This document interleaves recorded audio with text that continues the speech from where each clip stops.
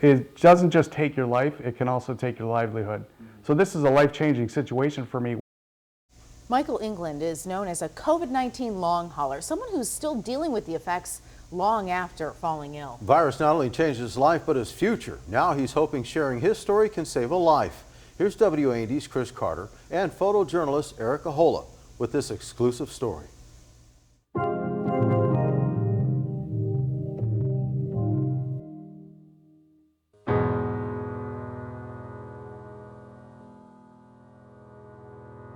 A choice to live or die. My life has changed completely. And overcome all odds.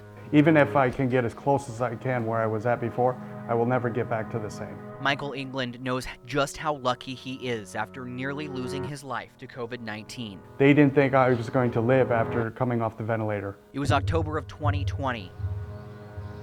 The overall healthy lover of cats, cheese, and the Green Bay Packers fell ill with the virus. His symptoms would quickly get worse. He'd eventually end up in the emergency room, where his life would ultimately change. Within days, he developed acute respiratory distress syndrome, a condition that causes fluid buildup in the lungs. His wife, Lita Strand, watched from afar, not being allowed into the hospital because of COVID protocol. Just weeks after her husband was admitted, she would have to make a decision. It was a do or die situation. Michael's legs were turning blue. He was suffering blood clots. His kidneys and his liver were failing. Saving his life meant amputating both feet. So that was a heck of a thing to sign off on, because he never was lucid enough to make that decision. A man who loves adventure, travel, and boating, Michael's future had now changed. Everyday life is more challenging. I don't have legs on me to just pop up and go into the shower. I have to, get the wheelchair over, scoot over into a wheelchair, use the restroom, like anything else, and then to take a shower, I can't shower with prosthetics, so I don't take a stand-up shower anymore. I have a bench. Our bathroom has been set up for my handicap. An uncertain future would not hold Michael back. Living life is his passion, and he was determined to live it to his fullest. Within weeks, Well done. Michael was in physical therapy and back up and walking on his prosthetics. The man who was once thought to have no chance of survival, a man once on dialysis and a ventilator, was what doctors would now call a miracle. And they don't like to use that term. He's so positive. It's amazing. I can only imagine what I would be like.